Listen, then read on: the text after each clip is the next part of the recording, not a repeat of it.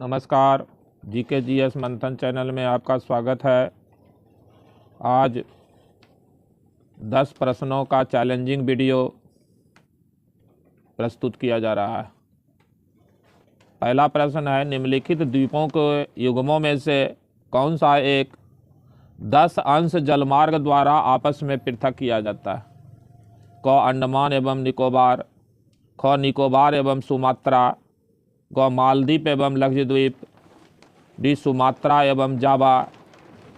तो इसका सही उत्तर है क अंडमान एवं निकोबार द्वीप को 10 अंश जलमार्ग यानी कि 10 डिग्री अक्षांश रेखा, 10 डिग्री चैनल अंडमान एवं निकोबार द्वीप को अलग करती है। और अंडमान और निकोबार जो द्वीप समूह है ये बंगाल की खाड़ी में स्थित है। प्रश्न संख्या 2 है, निम्नलिखित युग्मों पर विचार कीजिए और कूट में सही उत्तर का चयन करना है। बायां तरफ है कार्यक्रम अथवा परियोजना, दूसरे तरफ है मंत्रालय।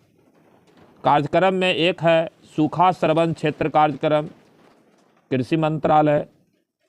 दूसरा मरुस्थलीय विकास कार्यक्रम, पर्यावरण एवं वन मंत्रालय। तीसरा है वर्षा पूरित क्षेत्रों हेतु राष्ट्रीय जल संभर विकास परियोजना। इनमें कौन सा युग्म सही सुमेलित है, उसका कूट में सही उत्तर का चयन करना है। तो इसका सही उत्तर जो है 1, 2 और 3 सभी विकल्प जो हैं वो सही है। डी नंबर यानी कि सूखा प्रबंध क्षेत्र कार्यक्रम ये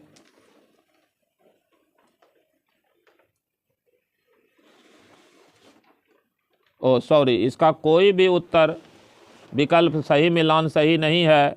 इसका सही उत्तर होगा घ कोई नहीं। सूखा प्रबंध क्षेत्र कार्यक्रम ये ग्रामीण विकास मंत्रालय के द्वारा है, तो इसका होना चाहिए ग्रामीण विकास मंत्रालय।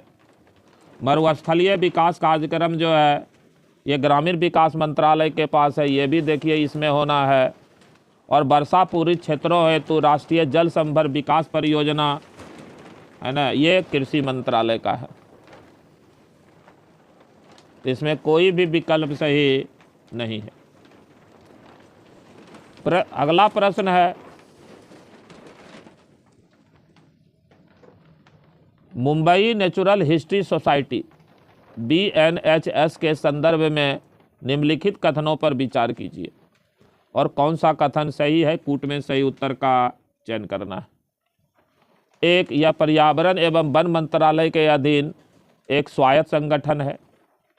2, यह क्रिया आधारित अनुसंधान, शिक्षा एवं लोक जागरूकता के माध्यम से प्रकृति को बचाने का प्रयास करता है। 3, यह आम जनता के लिए प्रकृति खोज यात्राओं एवं शिविरों का आयोजन एवं संचालन करता है। उपर्युक्त में से कौन से कथन सत्य हैं? तो इसका सही उत्तर हो जाएगा विकल्प ग यानी 2 और 3 जो है इसमें सही है। बम्बई नेचुरल हिस्ट्री BHS के बारे में। BHS जो है वो 2 नंबर, यह क्रिया आधारित अनुसंधान, शिक्षा एवं लोक जागरूकता के माध्यम से प्रकृति को बचाने का प्रयास करता है। और 3, यह आम जनता के लिए प्रकृति खोज यात्राओं एवं शिविरों का आयोजन एवं संचालन करता है। अगला प्रश्न है, भूमंडलीय पर्यावरण सुविधा के संदर्भ में निम्नलिखित में कौन सा या से कथन सही है? क है, यह जैव विविधता पर अभिसमय एवं जलवायु परिवर्तन पर संयुक्त राष्ट्र ढांचा अभिसमय के लिए वित्तीय क्रियाविधि के रूप में काम करता है। ख, यह भूमंडलीय स्तर पर पर्यावरण के मुद्दों पर वैज्ञानिक अनुसंधान करता है। ग, यह OECD के अधीन एक अभिकरण है जो अल्पविकसित देशों को उनके पर्यावरण की सुविधा के विशिष्ट उद्देश्यों से प्रौद्योगिकी और निधियों का अंतरण सुकर बनाता है। घ, क और ख दोनों, इसका सही उत्तर हो जाएगा इसका विकल्प सिर्फ क सही है, यानी कि यह जैव विविधता पर अभिसमय एवं जलवायु परिवर्तन पर संयुक्त राष्ट्र ढांचा अभिसमय के लिए वित्तीय क्रियाविधि के रूप में यह काम करता है। अगला प्रश्न है, निम्नलिखित युग्मों पर विचार कीजिए और कूट इनमें से कौन सा सही सुमेलित है।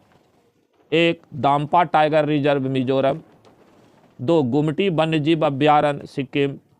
3. सारामती शिखर नागालैंड। उपर्युक्त युग्मों में से कितने युग्म सही सुमेलित हैं? तो इसका सही उत्तर हो जाएगा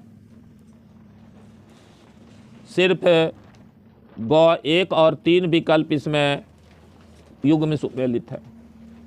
1 और 3 का मतलब है कि दाम्पा टाइगर रिजर्व ये मिजोरम है, ये सही है, और सारामती शिखर ये नागालैंड में है, ये सही है।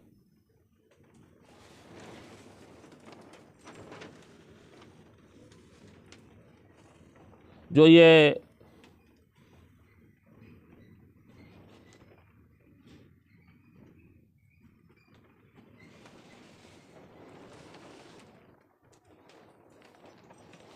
अगला प्रश्न है, वेटलैंड इंटरनेशनल नामक संरक्षण संगठन के संदर्भ में निम्नलिखित में कौन से कथन सही है। 1. यह रामसर अभिसमय के हस्ताक्षरकर्ता देशों द्वारा बनाया गया एक अंतः सरकारी संगठन है। 2. यह ज्ञान के विकास और संग्रहण के लिए तथा व्यावहारिक अनुभव का बेहतर नीतियों हेतु पक्ष समर्थन करने के लिए क्षेत्र स्तर पर कार्य करता है। नीचे दिए गए कूट का प्रयोग कर सही उत्तर का चयन कीजिए।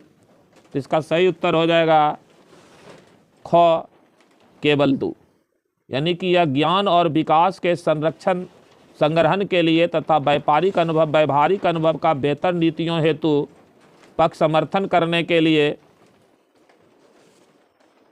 क्षेत्र पर कार्य करता है। अगला प्रश्न है, निम्नलिखित में से किस घटना या किस घटनाओं ने जैवों के विकास को प्रभावित किया है। 1. महाद्वीपीय विस्थापन कॉन्टिनेंटल ड्रिफ्ट। 2. हिमानी चक्र। नीचे दिए गए कूट का प्रयोग कर सही उत्तर का चयन कीजिए। इसका सही उत्तर हो जाएगा ग 1 और 2 दोनों, यानी कि महाद्वीपीय विस्थापन ने जीवों के विकास को प्रभावित किया है और महाद्वीपीय विस्थापन का सिद्धांत F.G. वैगनर ने दिया है। और दूसरा हिमानी चक्र ने भी जो है वो जीवों के विकास को प्रभावित किया है। जो हिमानी चक्र है वो अब तक इस पृथ्वी पर 4 गो हिमयुग स्नो एज का आगमन हुआ है। जो 4 हिमयुग है उसका नाम है गुंज, मिंडल, रीस और वर्म। अगला प्रश्न है, गंगा नदी डॉल्फिन की समष्टि से ह्रास के लिए शिकार चोरी के अलावा और क्या संभव कारण। 1. नदियों पर बांधों और बैराजों का निर्माण। 2. नदियों में मगरमच्छों की समष्टि में वृद्धि। 3. संयोग से मछली पकड़ने के जालों में फंस जाना।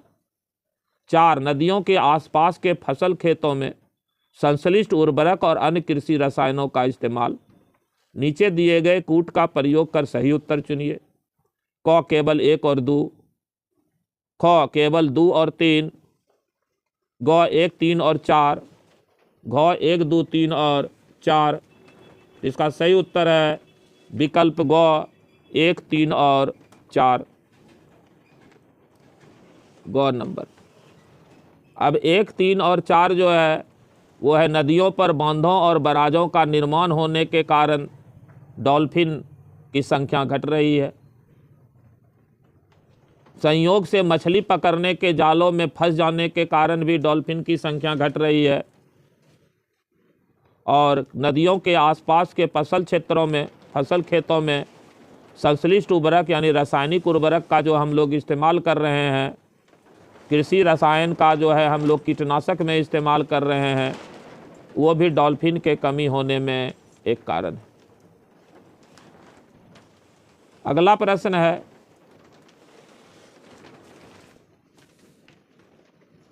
निम्नलिखित में कौन सा औवलिक से पृथ्वी ग्रह पर कार्बन चक्र में कार्बन डाइऑक्साइड का योगदान करता है या करते हैं? ए ज्वालामुखी क्रिया, 2 श्वसन, 3 प्रकाश संश्लेषण, 4 जैव पदार्थ का क्षय। नीचे दिए गए कूट का प्रयोग कर सही उत्तर चुनिए। क केवल 1 और 3, ख केवल 2, ग 1, 2 और 4, घ 1, 2, 3 और 4। इसका सही उत्तर है ग 1, 2 और 4। यानी कि ज्वालामुखी क्रिया के कारण जो है वो कार्बन चक्र में कार्बन डाइऑक्साइड का योगदान है। 2 है श्वसन क्रिया के दौरान जब हम लोग सांस को छोड़ते हैं तो उससे कार्बन डाइऑक्साइड बढ़ता है। और 4 है जैव पदार्थों का जो क्षय हो रहा है उसके कारण भी जो है वो वायुमंडल में कार्बन डाइऑक्साइड का बढ़ता है। और इस वीडियो का अंतिम प्रश्न है, यदि आप ग्रामीण क्षेत्र से होकर गुजरते हैं तो आपको यह देखने को मिल सकता है कि अनेक प्रकार के पक्षी चरने वाले पशुओं भैंसों के पीछे पीछे चलते और उनके घास में चलने से अशांत होने वाले कीटों को पकड़ते। निम्नलिखित में कौन सा ऐसा पक्षी? 1 चित्रित बलाक, 2 साधारण मैना, 3 काली गर्दन वाला सारस। नीचे दिए गए कूट का प्रयोग कर सही उत्तर को चुनिए। इसका सही उत्तर है ख केवल 2। केवल 2 मतलब साधारण मैना। ये चीज़ हम लोग दैनिक जीवन में ग्रामीण क्षेत्र में देखते हैं कि जब पशु भैंस ये चलते हैं घास भूमि पर तो घास उससे अशांत हो जाता है, जिससे घास में रहने वाले छोटे छोटे कीट जो है वो उड़ने लगते हैं। और इसी उड़ते हुए कीट को पकड़ने के लिए, भोजन करने के लिए जो है साधारण मैना वो उस पशु के पीछे पीछे उड़ता है। तो इसका सही उत्तर हो गया डी ख केवल 2 यानी साधारण मैना। इस वीडियो में इतना ही। जय हिंद, जय भारत, नमस्कार।